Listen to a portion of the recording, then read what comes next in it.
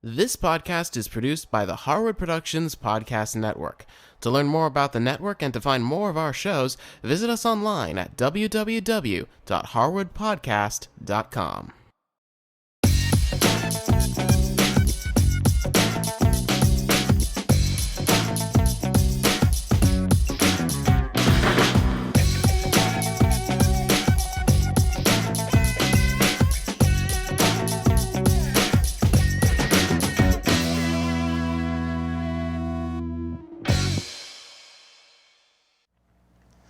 Hey there everyone, and welcome back to In Range. I'm Cameron Harris, and this is episode number 10.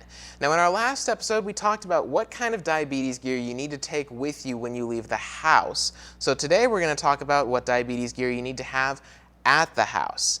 Now, I personally have my gear in two boxes, one of which is my everyday box that I get to constantly.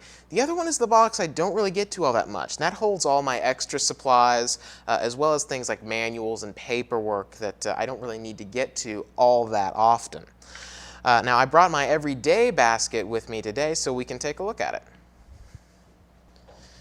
Alrighty, so this is the box that I have at home for my everyday supplies. I get to this about a little more than every 3 days whenever I do a set change for my pump. If you're using syringes, you might be getting to this 3 or 4 times a day. Either way, you definitely want to have an extra box of test strips, easy to get to, so you can replenish your supply that way. You always want to make sure that you have some lancets that you want to replace regularly on your lancing device. And you always want to have some IV prep as well. Now because I'm using a pump, I have my pump related supplies in here as well. I have some pump cartridges in my infusion sets, just several boxes of those. I also am a big believer in using Neosporin whenever you have a fresh site. So whenever I take an old site off, I always put Neosporin on that, and any other sites that are just kind of not really looking so hot. Really helps keep away infections, and I've found it actually heals them faster. I also have Keto Sticks. Now these are great for testing ketones, which that's something you get in your urine and your blood when you don't have enough insulin coursing through you. And we're going to be talking about how to use these in a later episode and what ketones are exactly. Also, glucagon.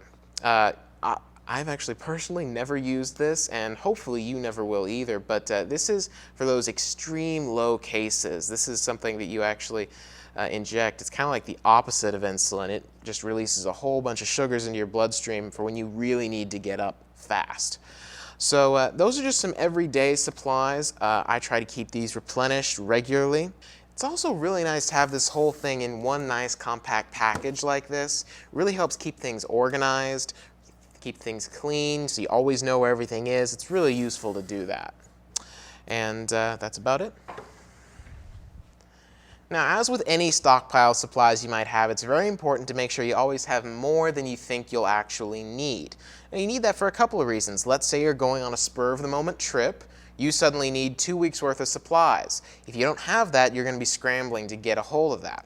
Or let's say there's some kind of an emergency situation where you're cut off from your pharmacy for a little while. You want to make sure you have plenty of supplies on hand for that. A very good tip that I've discovered is that my pharmacy that I use actually has a thing on their website where you can set up automatic refills. So every 30 days, the website automatically places an order for more test strips or Humalog or whatever it is that I need.